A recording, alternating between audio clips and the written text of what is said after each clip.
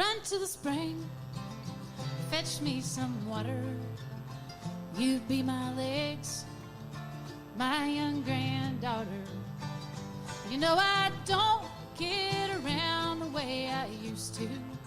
Won't you do for me the things I cannot do? Pin up my hair, there's company coming. We'd better get some biscuits in the oven. You know I'll fry this meat when I'm through. You set the table and I'll sing a song for you. Chief Redbird fell in the muddy water, and that's the last they heard of him.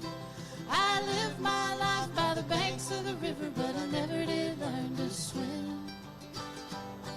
Will the wild geese fly and the coal trains rattle, and the time keeps pressing on by? Me and the Redbird River are gonna roll on till we die. These apples here are good for frying. We'll peel the rest and put 'em up for drying. You know I can't stand to see 'em lay and spoil. Our winter's gain will be our summer's toil. Chief Redbird fell in the muddy water, and that's the last they heard of him. I lived my life by the banks of the river, but I never did learn to swim. Where the wild geese fly and the cold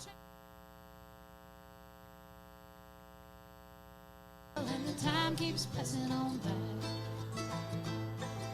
But me and the Redbird River are gonna roll on till we die.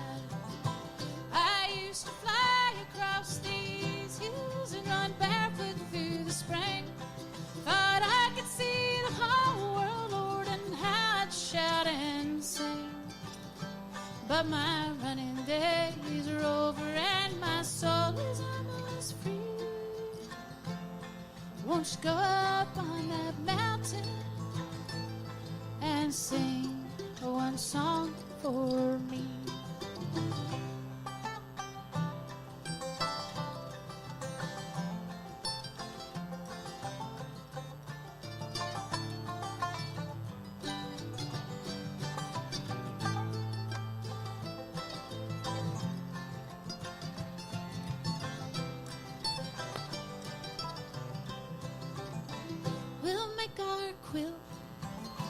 From these old breeches, now have a care and take some smaller stitches.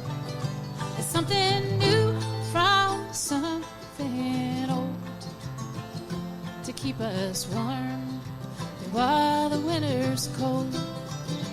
Chief Redbird fell in the muddy water, and that's the last they heard of him. I lived my life by the banks of the river, but I never did learn to swim. Well, the wild geese fly and the coal trains rattle, and the time keeps passing on by.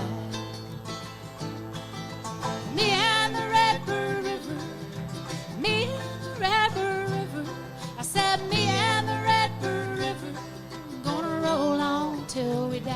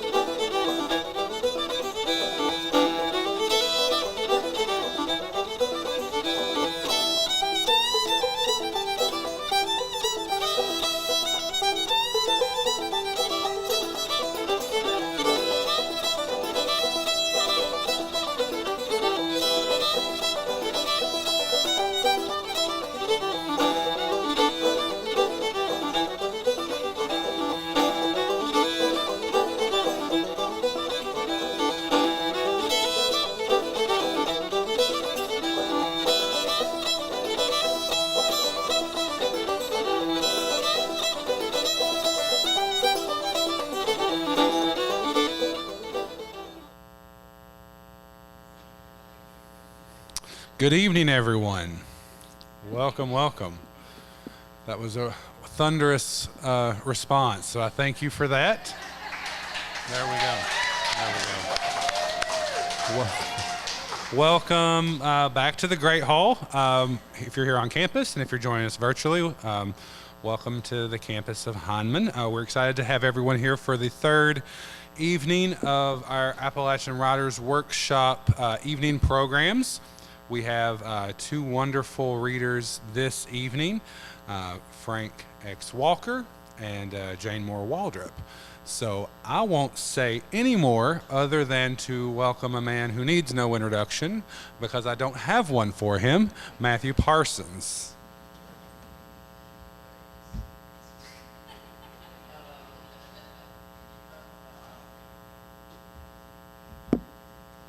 I do a lot of writing and it ends up on my phone, so people think I need it. I'm not addicted. All right. Hey, Frank. I did this for you. 'Cause since I got to introduce you and all. All right, so my name's Matt Parsons, yeah, this is the introduction. So I read The Unghosting of Medgar Evers, and it was a little while ago. But the first thing I did when I got done with it was I stole almost everything about it. I hope that's a compliment and that doesn't open me up for a lawsuit over intellectual property or something. No, I said almost everything, and of course there are some things that I didn't take. You know, I love the emotion. The interpretation of emotion of a given moment, you know, whether you were there in person or not, I love that. But, I said almost everything. Obviously, there's some things I didn't take. There's some, the obvious ones, the story or Frank's voice, because those are Frank's, undeniably. And because Frank is the master of persona, my opinion, what is Frank's, and what is mine may also be Frank's, and what is yours may too, if you're very lucky, have the honor of being Frank's as well. Because he has the ability to take a story, make it his own, and then give it back to you like a gift. Like a broken toy that a kind tinker has fixed and returned free of charge. So that's my waxing poetic, but here's the practical stuff. I didn't do a big Wikipedia thing. I'm not going to give you a long list of Frank's accomplishments, mostly because he doesn't want to listen to all that again. So I have this for you. Frank instructed his workshop participants to make a list of 3 to 5 things that they found beautiful. So I decided to ask around and have some folks tell me what 3 things they found beautiful about Frank or his work. And it's important to keep in mind that I've condensed some of these down just to get in the spirit of things for those of you who've been in Frank's workshop. And also, so Melissa, who's in Frank's workshop, made sure to mention the Love Letter to the World tattoo project, for which brief sections of Frank's immortal words from that poem are transformed into beautiful tattoo designs, and you can print them out and you can get your local tattoo parlor to put them on you. I don't have any tattoos, but I think it's a great idea. But I'll come back to that in a minute. I wanted to mention it.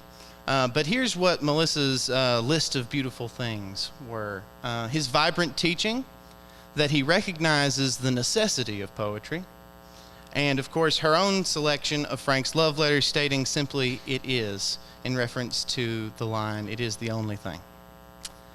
I'm coming back around to the tattoo thing again here in a minute. But I have also the thoughts from Grace, who's also in Frank's class. And Grace said this, here are the 3 things. His voice, his guidance, and his gentle soul. I asked Silas House, what 3 things he might list, and he had 2 lists for me. He had 3 things for Frank's work, which were, it's challenging, it's full of emotion, it's ahead of the national conversation. And these about Frank as a person. His generosity, that he's full of love, that he's a calming presence. I asked Crystal Wilkinson, and she said this: the way he fathers, his deep abiding love for family and Kentucky, and his laugh. Now, I didn't have time to ask everybody, so I tried to ask several people. The last one I have is from Robert Gipe, and I saved it for last because it brings me back around to the tattoo project. Rob said, "Those mischievous eyes, that truth-telling, devil-shaming tongue, and that heart so big that it takes the whole world to hold it." And that's why I love that tattoo project, because Frank took his heart, that heart so big, and he put it into those words, and now the whole world holds it. So y'all welcome Frank X. Walker. Wow, that was very generous. Thank you. I'm going to need a copy of all those, please, especially Robert Gipe's.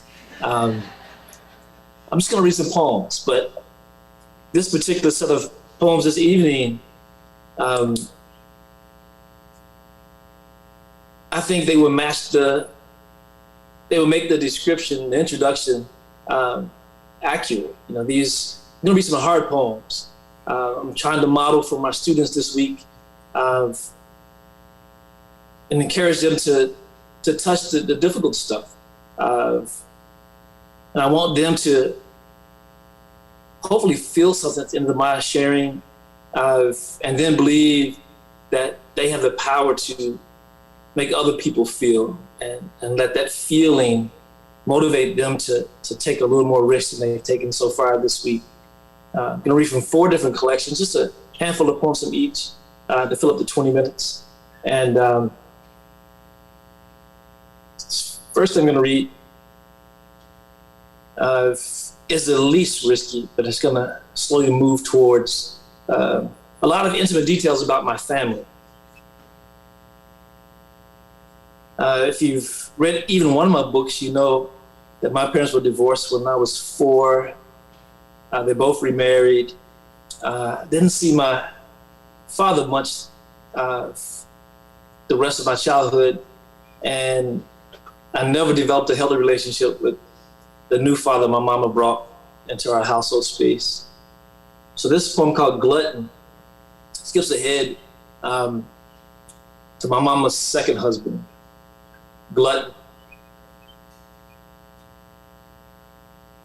I could barely lift the slop buckets we kept in the house on account of stray dogs and bored teenagers. After collecting contributions from neighbors in exchange for false promises of a foot or a ham come Christmas, I would ride in the back of a pickup truck with the slop all the way to Davistown, where Mama's second husband housed a litter of pigs. They squealed and gobbled down corn cobs, potato peelings, apple cores, moldy bread, chicken bones, hard cheese, orange rinds, and burnt toast. Like him, they didn't need to hear Mama say amen to start eating, and they wouldn't stop until everything was gone. Watching them grow fat and slow and mean didn't increase my appetite for pork chops, bacon, or fathers. I was too soft to be a real farmer, he said. And I'd better keep my head in them books or learn to starve when I became a man. So wherever you are, I hope you're listening. The second one, I think it needs no explanation. It's called 21st Century. It's a play on words. Century is spelled S-E-N-T-R-Y. I look up when heads bow, turn into a Doberman when everyone kneels to pray. Shoulders straight, eyes at attention. I don't blink, not even for a second. Sweeping the room with searchlights on high beam until someone says amen. It's not out of disrespect or lack of fear. It's just that somebody's got to stand guard. So I do. Like back then, before the divorce, when I discovered my mother's husband tipping down the hall to my sister's room late at night, when every eye was shut but mine.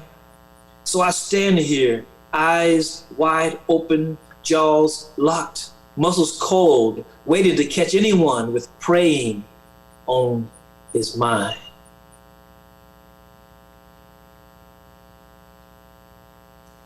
Yeah, we didn't have a good relationship. Three of my siblings are addicts. I'm one of 11. Three of my siblings are addicts. And because of that, we've paid a lot of bail money, made a lot of jail visits. And this is a poem dedicated to my family on the inside. I mean, larger family on the inside. There are innocent men and women in prison or in prison for nonviolent crimes that other people have gotten a fine for. And this poem tries to sum up the challenge I had as a visiting artist to prisons. And there was one particular occasion where I went in with a choir. They were going to sing, I was going to read. But my name wasn't on the list, the approval list, so they made me sit in a cell until they got the approval. Now, while I was sitting there, they reprocessed an older gentleman who had been out for medical reasons, and they did a strip search right in front of me on a man in his 80s, less than 6 feet away. When I got into the space where the reading was going to happen, after about a 30-minute wait, where I had been really, really anxious, I expected, but I was still shocked to see that almost all the faces in the room looked like mine. And it made me think about my relatives on the inside who weren't in that particular prison, but for the length of my visit there, they were. This is called Cold Steel, my family on the inside. Giant steel doors creak, slide, and lock. Silence echoes down empty fluorescent corridors. I rub my hands together, researching my own guilt as I recognize my inability to distinguish the chill in the air from my fear, from my loathing. Unc caught a dime and a half. Cousin Dookie did a nickel twice. Baby brother, a frequent felon, struck out last time and is now pumping iron in the belly of one of these 21st century Amistades, upstate or downriver. Last night, in a basement chapel, sharing poetry and praise with the residents of the men's federal prison system, I looked into the faces, connected to the collars, tied to the numbers, married to the hands holding on to mine, and I saw Unc and Dookie and baby bruh chained to familiar nappy smiles and noses, and I squeezed. This one holds 2,000, chanced the Polish priest. As we crossed the yard, after 30 minutes of security checks and metal detectors, infrared passes and written and verbal agreements to not transport weapons or other contraband, interrupted only by the reprocessing of men in shackles and cuffs, and a rubber-gloved 300-pound guard lifting a senior non-citizen out of a VA-supplied wheelchair for a semi-discreet body cavity search. It is cold here, and the added draft created by the echo of heavy steel doors opening and closing lowers the wind chill factor. So I squeeze these baby brothers' hands, exchanging dap for Unc and Dookie. I squeeze for warmth for all the loved ones on the outside. I squeeze out of guilt, ashamed of my own freedom that I've taken for granted. What I cannot say with words, I squeeze into these cousins and uncles and aunts, and they gather around and listen like I'm some infamous escape artist come to sing the freedom song. But I'm just a poet, and these are just words, not keys or dynamite, just words, not pardons. But if you rub them together, you can start a fire, and right now, that's what we need, because it's cold here. It's damn cold on the inside. So I squeeze back my tears, and we get warm. Bounce around. I talk a lot about the need to be empathetic and to use empathy when writing, to get into other skins and other people's space.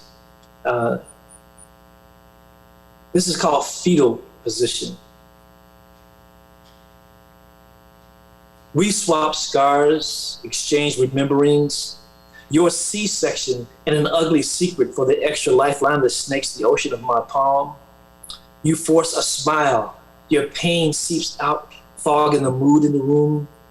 You put your thumb in your mouth, seeking the comfort only mothers and milk can provide. For a moment, the time it takes a butterfly to scream, you are a little girl again, bubbling with innocence, too young to say uncle, too damaged to crayon rape. Curled up there inside yourself, I hear you wish you had never been born. Watching you cry, even my water breaks. The last one from this collection, I'm reading from Black Box, is a poem dedicated to my, I had two aunts named Minnie, and they both died from cancer. And this poem is born out of being told by a loved one that they have cancer and never knowing the right thing to say in response. Hollow for Aunt Minnie.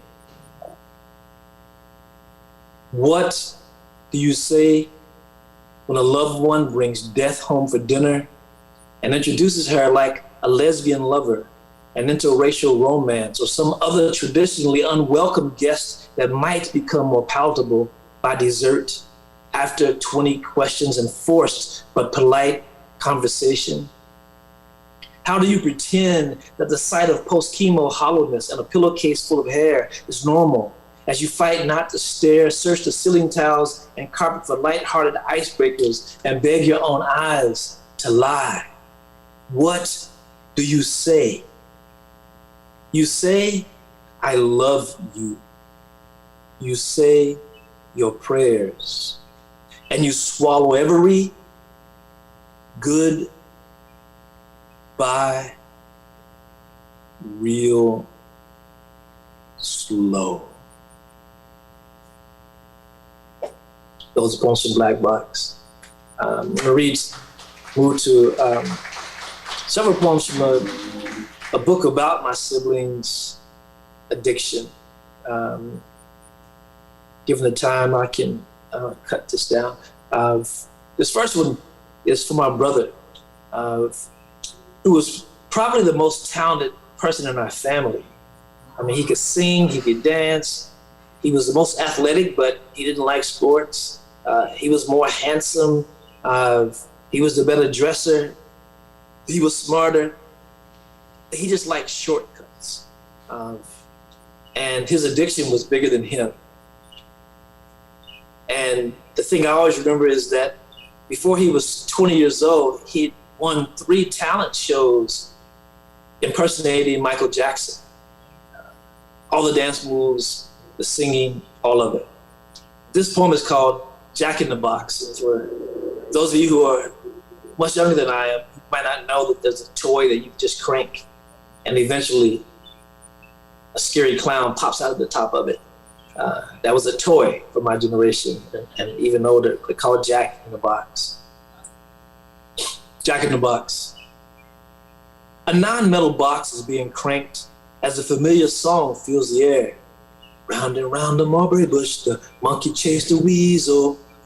You follow me to a parking lot, barefooted, humming the tune beneath mock begging, your puppy dog eyes pretend pouting, and that lie that always opens with, I promise I'll pay you back this time, aren't working. So you sing louder, round and round the mulberry bush, the monkey chased the weasel.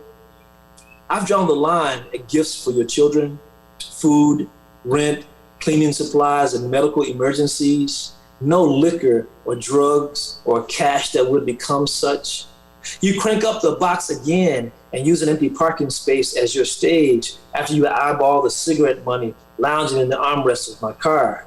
Round and round the mulberry bush, the monkey chased the weasel.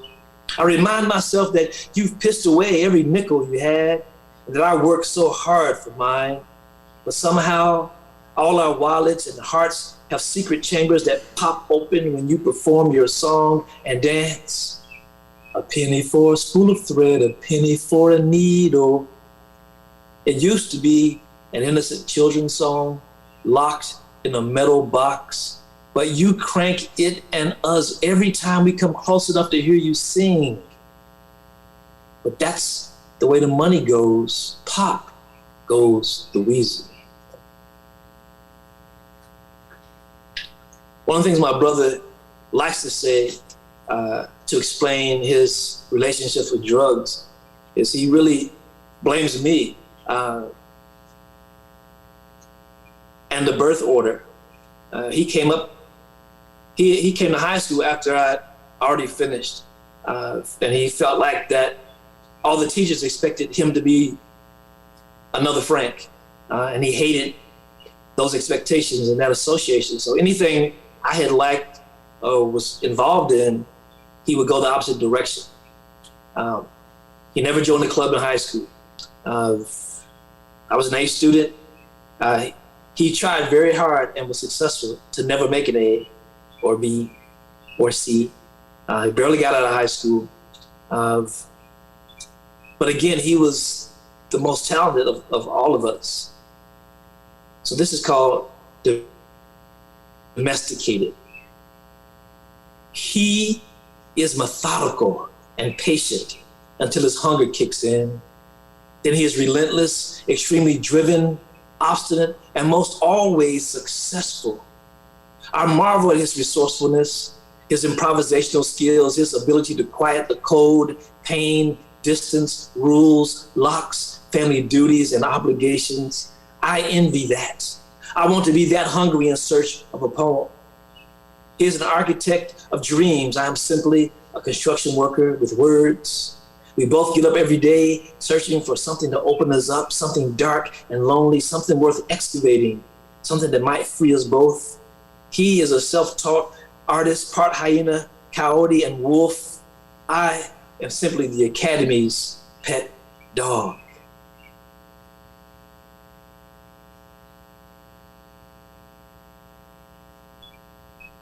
And I'll close, I believe that will keep us on time, with two poems that go together, and they're about the same incident. And I was assigned the unenviable task of visiting prison to tell my sister that our mother had passed away. And what I wasn't expecting was that they wouldn't let me be in the same room with her. They made me talk to her through a phone and 3 inches of glass. And this sister wasn't a traditional, she wasn't a little girl ever. And nobody was surprised that she ended up in prison. This is called You Hit Like a Girl for Brenda. You always preferred the rough and tumble over easy bake, Barbie dolls, lace. When you planned a tea party after school, everybody came to watch you be as ugly as Joe Frazier. If our small Kentucky town hadn't been so traditional, you would have earned your golden gloves in the ring with other light heavyweights instead of doing time in the principal's office. You raised frogs in my biceps with your sharp knuckles, stole punches to my chest, dared me to cry. You married a stubborn fool, a legal excuse to fight in the streets every night. When I hold you, palms up through 3 inches of glass, your baggy orange jumpsuit framed by institutional gray, you flinch at my eyes that measure you like fists, then swing at you in slow motion down my cheeks. When I deliver the news, your knees buckle. I lower my hands, stare down at you convulsing on the floor. The chaplain hovers like a cut man. All of us wait for the bell. And I'll close with the companion poem because this event, this horrible emotional place that I had to stand in was challenged because the chaplain had arranged for another woman to be in the room with my sister, who was also incarcerated. And I didn't realize until my sister had fallen and I looked up as the other woman approached her that she was the first girl I had ever kissed. And we had a quick eyeball exchange and unspoken communication to confirm it. So it challenged the emotional stuff I was swimming in that moment. But this is called Time is Thinner Than Glass, and I'll close here out of respect for your time and the next reader. Time is thinner than glass. I had forgotten you were my first kiss until I see you standing there behind my sister, waiting quietly. Your half smile tells me you remember too. So I pretend to ignore the orange jumpsuit swallowing your curves. In that chasm between my lips and her ear, I search for words I haven't found strength to rehearse. Hand dancing through 2 inches of glass, I manage a mama's gone and watch her legs quit, her heaviness fold like paper into your ready arms. The receiver swings like a dead man. Time bends. I close my eyes and kiss you again. This time, it's for real. Thank you.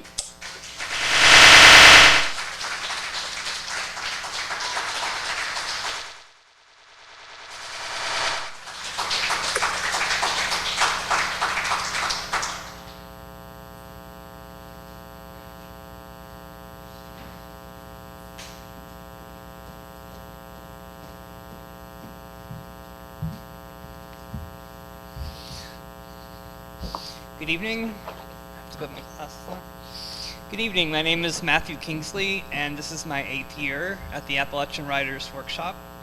Tonight, I have the honor of introducing Jayne Moore Waldrop.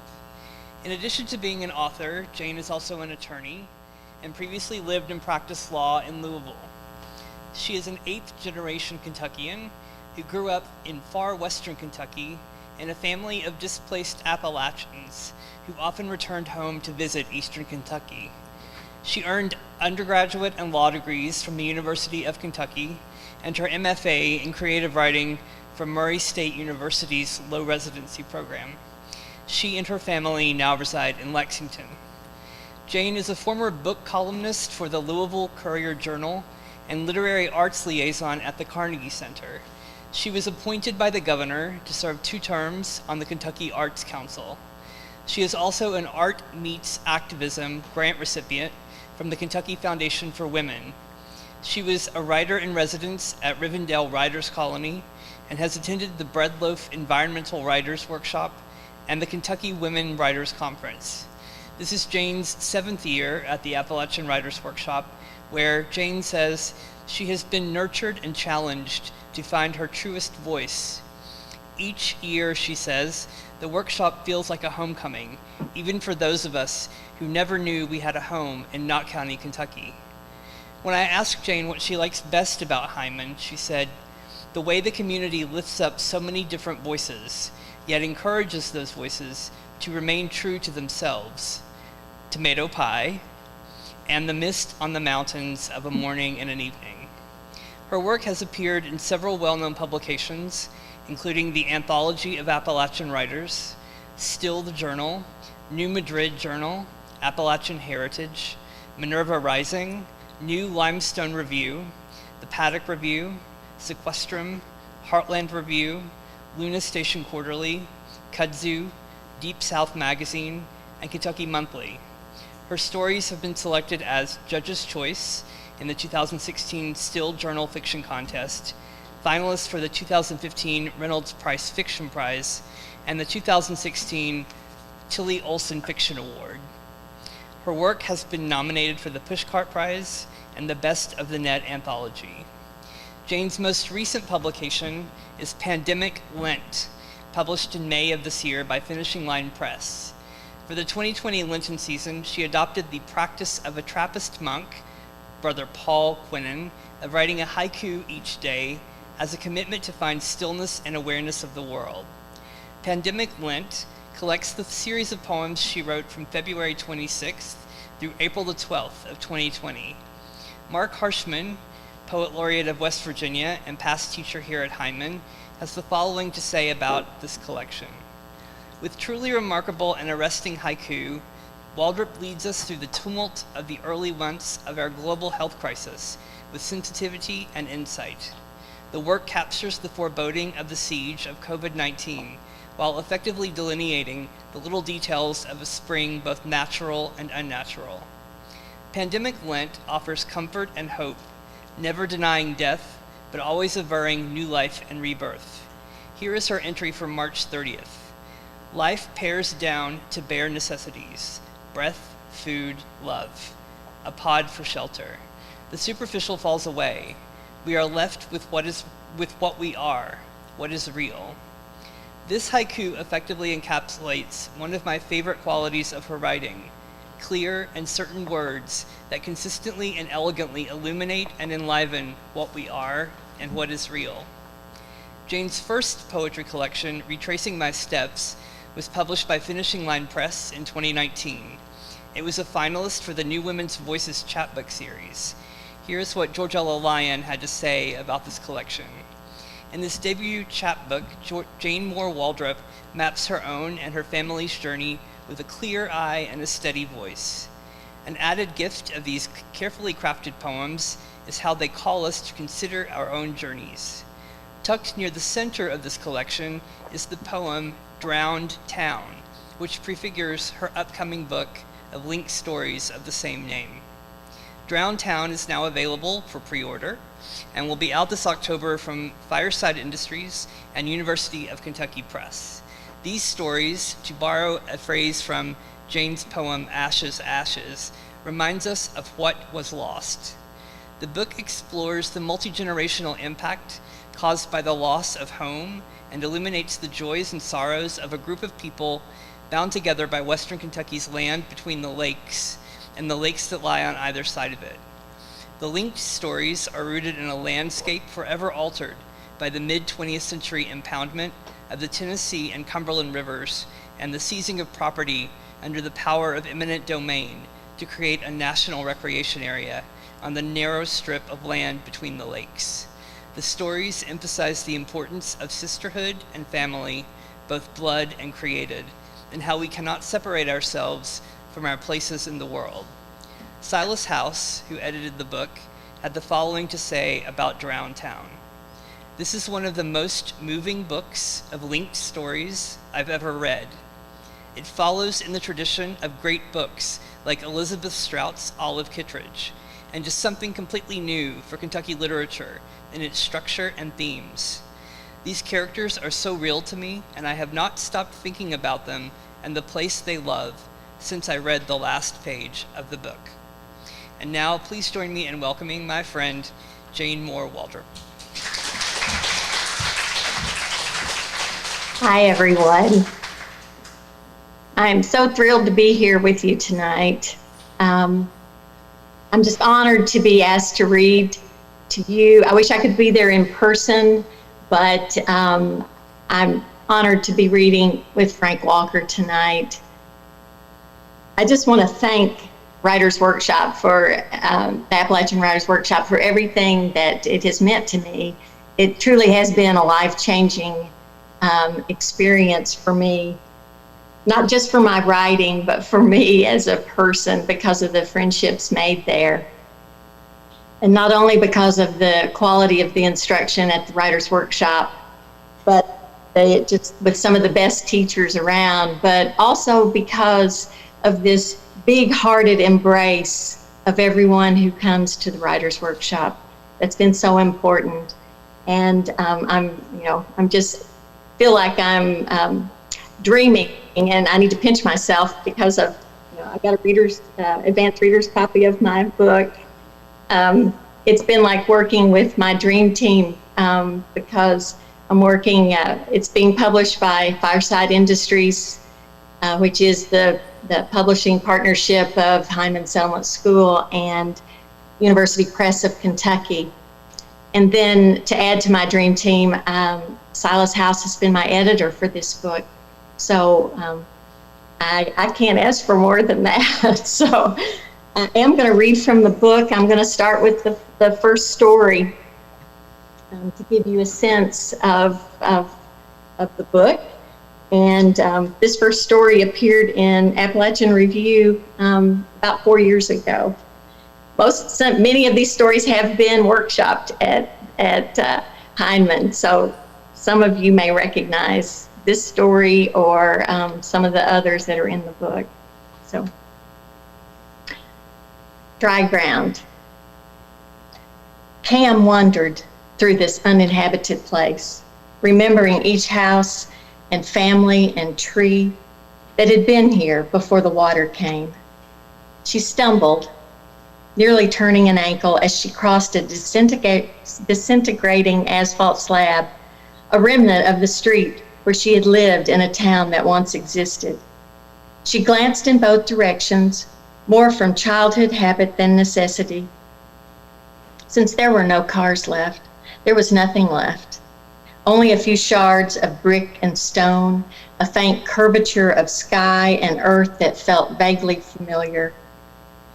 Her mother's unsealed wedding dress had made her feel nostalgic and drawn back to the old town. The ecru lace gown, preserved with care for future generations in a heavy cardboard box, designed to keep out moisture and fabric-eating pests, had been brought out and altered to fit Cam. The wedding, her second, Owen's first, was in 3 days. She and Owen had been friends since childhood when they both lived in this town. Cam had been slow to see him as anything but other than a buddy and hesitant about marrying again. But this time made sense, she thought. Now in their 40s, surely they knew what they were getting into. That morning she had met with the seamstress for a final fitting. The waistline had been let out a bit, the shoulders taken in, torn lace repaired in a few spots. In the small, cluttered tailor shop, she slipped the dress on and looked at herself in a three-way mirror. "How does it feel?" the seamstress asked as she zipped up the back and tugged at the neckline. "Like I've stepped back in time," Cam said, thinking about the framed wedding picture that had been on her parents' bedside table for as long as she could remember. Her mother wore the same dress in the photograph, her satin sling-back pumps shining beneath the T-length hem. The black and white photo had been snapped in 1955 as the smiling young bride and groom descended the steep concrete steps of the Eddyville First Methodist Church. And now, nearly 50 years later, Cam looked in the mirror and thought the dress made her look younger too. She was smiling as she left the shop, pleased with how the gown had turned out, but drawn to the place in the photograph. For the last few months, she had focused on the future, whether to get married, what kind of wedding suited them. But today the past pulled at her. She ignored the list of errands in her pocket and decided to drive to the old town. She still remembered the way. The 2-lane highway dead-ended at a lonesome knoll overlooking Lake Barkley. Cam parked in a grassy area beside the road and walked toward what used to be Water Street, the hilly one that had ended at the ferry landing. The broad lake sparkled in the midday sun. The sky was bright and cloudless. She watched as a large cabin cruiser, better suited for the ocean than an inland waterway, powered its way through the narrow, twisting channel marked by red and green navigation buoys. The marker served as both a reminder and a warning that the Cumberland River's deep channel still provided the safest passage on a lake that appeared vast but could be deceptively shallow in places. The cruiser spread an oversized wake that rocked nearby fishing boats and caused the captain of a slow, scruffy pontoon boat to swerve at a defensive angle to keep from getting swamped. A lone bronze marker revealed the spot's history as the former site of Eddyville, a thriving town settled near a series of bends in the Cumberland River, which snakes a course through the middle of the country from mountains to barrens to rolling hills. The plaque told the town's role in American history as an outpost on the western frontier, as an important junction during the Civil War, as a commercial center and county seat.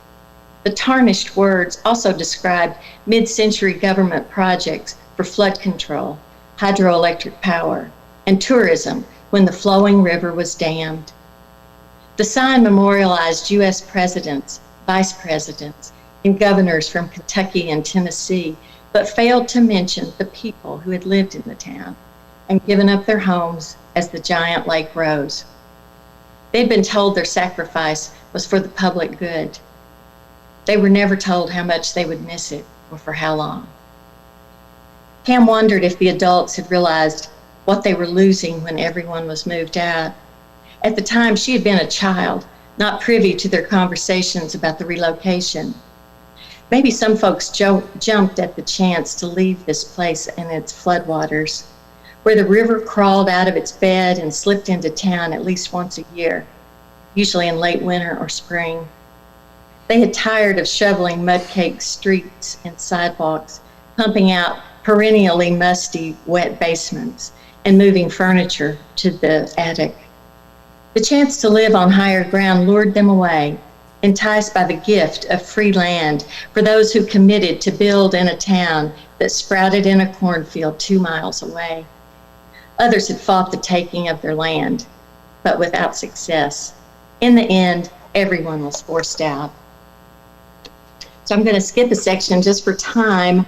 And that section is about when the people started moving to the new town, got free lots to build there, and they received house plan books to look at and pick specific house plans that they could choose from. 5 months later, Cam's family packed up at the old house and headed to their new town, a location flat and dusty with nothing to commend it but the fact that it was out of reach from the river. Sycamore was a town of the future, not of the past. As more houses were built, Cam monitored the construction and tried to remember which floor plan was being used. She watched as many of their former neighbors moved in. Although Cam knew almost everyone, she thought they all looked different here, living in brand new houses and walking on uncracked sidewalks. They looked familiar, yet almost unrecognizable. Some acted busy and excited. Others looked worried or confused, like they didn't know where they belonged. All of them had changed their routines and now lived with altered boundaries. They weren't the same people. They couldn't see or smell the river each day. They no longer needed to worry if the water was high or low. So once they've moved, they get new schools, they get new homes, everything, and we're going to start with the beginning of the school year. Inside the elementary classrooms, the floors were shiny, the desk tops uncarved, and the seat bottoms not yet blemished by gum wads. The building smelled like fresh paint and plastic. The spines of the full-color textbooks crackled when Cam opened hers for the first time. Outside, the sun felt hot when the students played kickball at recess. There were no trees, and the newly sown grass wore down under the treads of sneakers. Their old school, with its rows of swing sets on the playground shaded by giant oaks, were scheduled to be torn down before the lake waters rose. So were their old homes. In the second week of school, Neville Burgess approached Cam on the playground during recess. She had known Neville most of her life. In the old town, he and her boy cousins had been best friends and played together all the time. But her cousins had moved to Princeton when their house got bought out. She hadn't seen them in a long time, and she wondered if Neville had. Cam noticed a bead of sweat rolling down the boy's cheek from the little sideburns his barber had created. "Your house is next," he said. "What's that mean?" she said. "The bulldozers parked next to your old house yesterday. How do you know?" "I saw it. I ride my bike over to the old town every day." "You're not supposed to. You'll get in trouble." "Those old bastards don't need to know everything," he said defiantly. Despite his young age, Neville liked to cuss. Cam guessed he picked it up from his dad. The Burgesses had lived 3 houses from the Weatherfords in Eddyville, and they used to hear his dad hollering during warm weather when everybody's windows were open. That man sure could cuss, her mother had often said. After the buyout and before the move, he shouted and cussed even more, and most of the bad words were aimed at the government and the U.S. Army Corps of Engineers. Mr. Burgess had held out for as long as he could. They were one of the last families to sell. They might be tearing it down right this instant, Neville said. He seemed proud that he knew something she didn't. They're moving down the street and there's not much left. It'll all be gone by the end of the week. How far away is the old town, Cam asked. She didn't have her bearings yet. It might have been 1,000,000 miles away. It's not far, really. We'll go the back way so nobody sees us. The government owns it all now, and they put up fences, but I know how to get in, Neville said, looking a little less defiant. I'll think about it, she said. If you want to see it before it's gone, meet me at the end of your street right after school, he said. Better change clothes, though. I'm not towing you on my bike if you're wearing a dress. For the last hour of school, Cam thought about where she used to live. She wanted to see the old house, but she had heard her parents talk about people being arrested for going back to see their land one last time before it was flooded. Trespassing, her dad had called it. She had heard the word in church and knew it was something bad, something she wasn't supposed to do. But she couldn't recall her parents specifically telling her not to go. She walked home from school, changed clothes, and told her mother she was going to play baseball with her friends. Neville was waiting for her, like he said he would. Get on, he said. They took off down a dirt path through tall grasses in uncut fields and blackberry thickets, staying away from the main road and eventually heading into hilly woods. You sure you know the way, Neville? Don't worry, I can find it, he said. I've been going every afternoon since school started. Neville was standing up to pedal, so Cam had most of the seat to herself. She suspected Neville didn't want her to hang on to him. He was never one to hold hands or sit beside girls at lunch, and she knew there were certain rules to be observed as a passenger, like not to drag her feet or to lean over too far in any direction, and not to hug up too close. She tried not to touch his blue plaid shirt any more than necessary, but she couldn't keep from grabbing hold when they bounced hard along the path. He pumped the pedals with all his might on the last steep hill, but her extra weight made the climb impossible. They got off and walked the bike the rest of the way to the top. Do you know where you're at? He asked. She looked around. Not really. Everything looks so different, she said. We're up on Pea Ridge, he said. She remembered Pea Ridge, but she didn't recognize this place. Pea Ridge was a limestone bluff high above town that overlooked the river and the entire valley.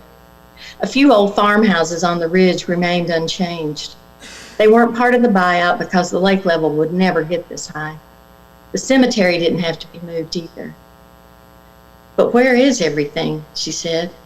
She saw bare, rusty red dirt and uprooted trees, churned and splintered, as if an angry giant, awakened by the ruckus, had stepped down from the ridge to smash it all.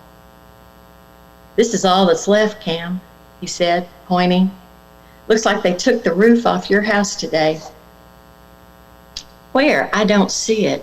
She squinted to follow his finger, but couldn't find the house. Can we get closer? We're not supposed to, but sometimes I walk down there if no one's working. They listened for sounds of workers or machinery and heard none. Birds, singing like normal, were the only sign of life.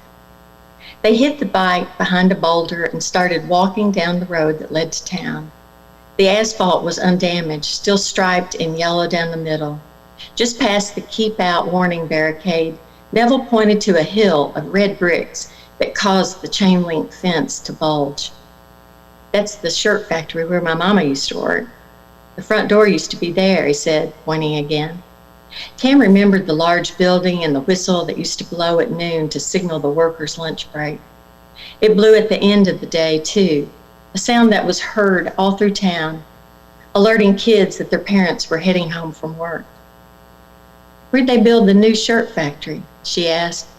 In her mind, everything from the old town resurrected somewhere in Sycamore. There's not going to be a new one. Those sons of bitches closed it for good, he said. When Neville scowled, he looked just like his dad. Sounded like him, too. My mama's still looking for work, he said. They walked farther into town. Cam saw a sign that said Water Street. Now I know where we are, she said. She looked to the left and spotted her old house. Come on, Neville, she shouted as she ran toward it. When she got closer, she saw that its windows and doors were missing, and the walls were jagged where its roof had been torn off. As the children approached, bricks from the chimney fell into what had been the kitchen. We better not go in, Neville said. It might come down while we're inside. Cam wanted to go upstairs to the bedroom she had shared with Becky, but she was too scared. Without its roof, the structure seemed less like home and more like a drawing from the house plan book. She glanced across the street. Miss Laclede's house looks fine. Let's go over there, she said, turning toward a white frame house with a wraparound front porch. Miss Laclede, Cam's piano teacher, had lived alone in the big house built years ago by some distant ancestor.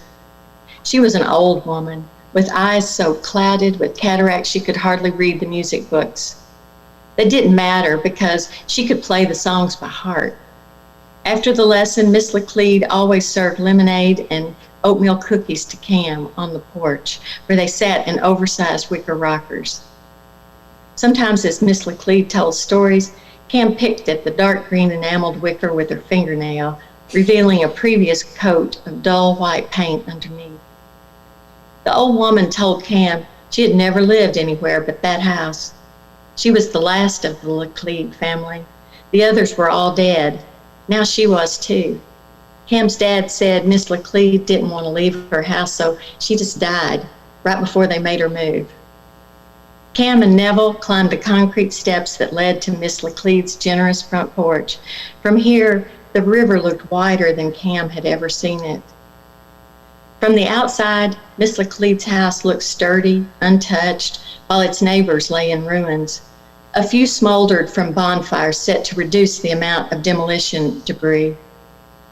Massive piles of bricks and stone surrounded the house like the walls of a fort. But inside, the process had begun. Pieces of the house were missing, like the stained glass window on the staircase landing that once glistened lavender and pink in the afternoon sun when Cam arrived for her music lessons. Now, standing in the front hall and looking up, she stared through a hole in the ceiling all the way to blue sky. A carved fireplace mantel sat propped against the front wall. Bronze chandeliers were stacked nearby, and the fancy wood banister had been ripped off the staircase. Miss Laclede was gone, and the last remaining evidence that she ever existed, her house, was being picked apart as if by a wake of vultures. A small object on the staircase caught Cam's eye. She climbed 5 or 6 steps, hugging the wall because the handrail was missing, and she saw an old photograph lodged against one of the risers. She picked it up and eased back down to the front hall to study it. The image of a boy, his eyes closed, lying in a casket surrounded by flowers. The wallpaper and mantel in the picture looked familiar.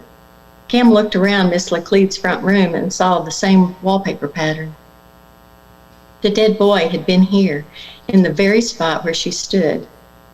Cam turned the photograph over and saw pencil writing on so faint and curly she couldn't read it. "Neville, where are you?" "Chasing birds out of the kitchen," he hollered. "They must roost in here." "Come here, look what I found," she yelled back. He came into the hall carrying a broom. She showed him the photograph. "Creepy," he said. "Who's that?" "I don't know, but it looks like he's dead. There's writing on the back," she said. He took the picture and studied the old-fashioned cursive for a long time. "Can you read it?" she asked. "I think it says Francis, brother, April 17, 1938. Is that Miss Laclede's brother?" Neville shrugged. "How would I know?" He stared at the photograph of the dead boy, then handed it back to Cam as if he wanted rid of it. "Let's get out of here. I need to get home for supper," Neville said. He headed toward the front door. For a second, Cam considered putting the picture back on the stairs where she had found it, but she slipped it into her pocket. She would keep the photograph and never show it to anyone, not even Becky. Sometimes she would take it from its hiding place in her closet and look at it, thinking of Miss Laclede. The picture of the dead boy was Cam's only connection to her, the surviving proof that Miss Laclede and her people had ever existed. A few months after their trip to the old town, the reservoir reached its expected high level. The town and its history drowned. The old place often came to her at night. In her dreams, she walked intact sidewalks, recalling each house and family and tree. She dreamed of Frances Laclede, the swings on the playground, and tiny pearl buttons scattered in the dirt where the shirt factory once stood. But this time she had returned in daylight. A melancholy hung in the muggy air. Memories flooded her thoughts and bore down on her like the hot June sun. Cam stared at the lake's surface, her gray eyes filling with tears, knowing that somewhere out there, below the water, the shape of the land remained. She thought of her parents descending the steps of the Methodist church, dressed in their wedding clothes and carrying that familiar, buoyant expression in their eyes. She knew that look well. They still looked at each other that way, as if each step in their life launched a fresh start. Cam wiped her cheeks and walked toward the car, feeling Water Street's incline strain her thighs. She pulled the short to-do list for the wedding from her back pocket and prepared to relaunch. Thank you very much.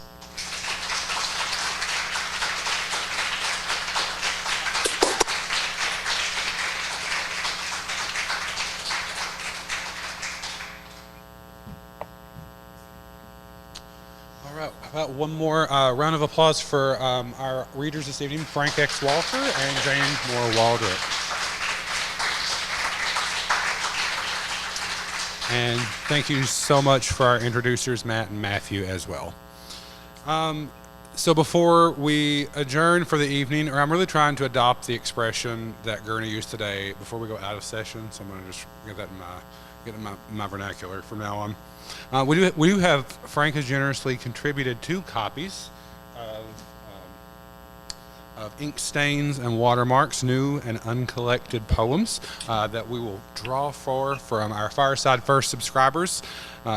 So I do, just in case, I believe it became clear, but we asked Jayne to read this evening because she is the next author in our Fireside Industries literary imprint. And so we wanted to highlight that our next work, and since we are making a push to encourage our people to purchase first editions and join Fireside First, we wanted Jayne to read so you could hear those words from her and get excited that if you haven't already pre-ordered, and I hope you have, that there is a way for you to do so. So without further ado, I'm going to do for a copy of Ink Stains and Watermarks from X.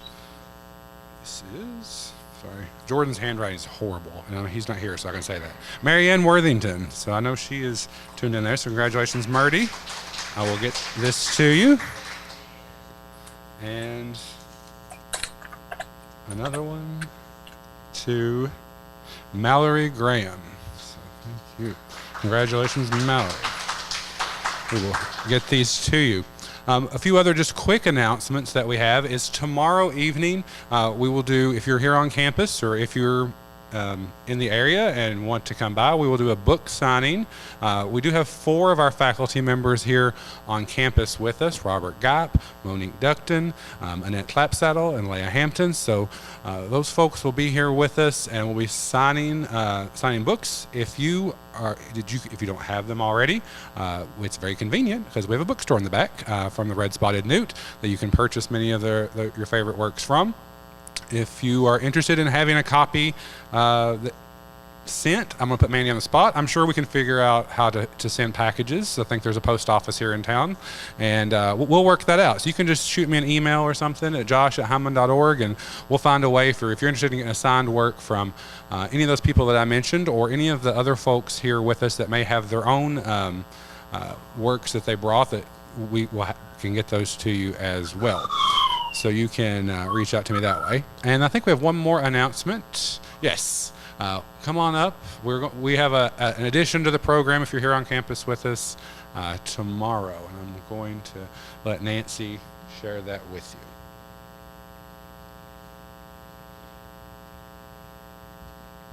Okay, it's not a large addition. It's just I like to do Tai Chi. If you would like to join me in a little Tai Chi practice before dinner, when are the people signing?